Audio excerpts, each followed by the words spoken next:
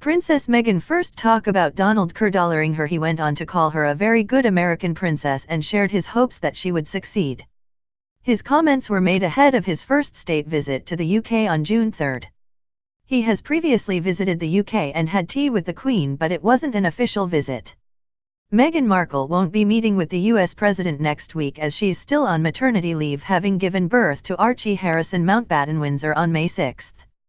The President will be meeting a number of royals on his trip, including the Queen, Prince Charles, and Prince Harry. However, he didn't realize that he wouldn't be meeting Meghan during his trip. On learning the news, he said he hopes she's okay after giving birth.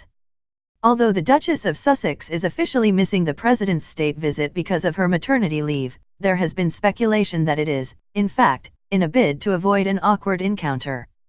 Meghan Markle was vocal over her support of Hillary Clinton in the 2016 presidential campaign and described Trump as divisive. Continuing to discuss his state visit, the President said he was looking forward to meeting the Queen. He also mentioned that he'd be willing to discuss climate change and continued to defend his decision to pull the US out of the Paris Climate Change Agreement. Meghan Markle will not be joining husband Prince Harry for a private lunch being hosted by Queen Elizabeth II to welcome US President Donald Trump on his first official state visit to the UK next month, Buckingham Palace announced on Saturday. The 37-year-old royal, who gave birth to the couple's first baby Archie earlier this month, will not join the rest of the royals during a series of events during the three-day visit beginning June 3. The Duchess of Sussex, during her time in the US as an actress, has described Trump as being misogynistic and divisive in a 2016 interview with a US television show. The Queen will be joined by son Prince of Wales, Prince Charles, and wife Camilla for the official welcome of Trump and his wife Melania on the day they arrive. A ceremonial welcome will be held in the palace's garden on the first day of the visit, instead of the usual Horse Guards parade venue in Whitehall in London. The decision is likely to be due to security concerns. The Duke and Duchess of Cambridge, Prince William, and Kate Middleton, will join the Queen, Charles, and Camilla for a lavish state banquet at Buckingham Palace's ballroom. Leading figures from UK national life and prominent Americans in Britain will be in attendance. The US President will also have tea with the heir to the throne and his wife during the first day.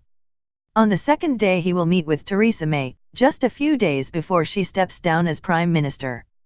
They will co-host a business breakfast meeting, attended by the Duke of York at St. James's Palace.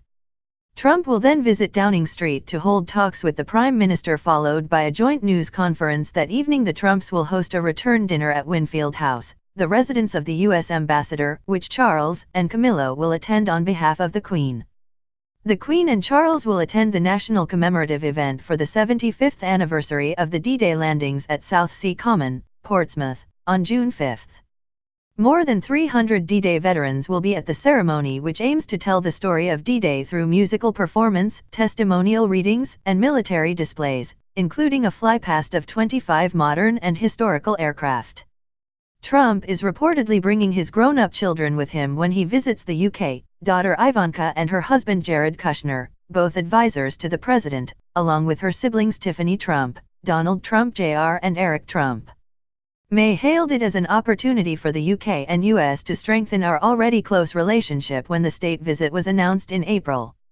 The White House said it would reaffirm the steadfast and special relationship between the two nations. With political chaos roiling the United Kingdom, President Trump's long-planned state visit to London was already shaping up to be an intense affair. So leave it to Trump to stir the pot.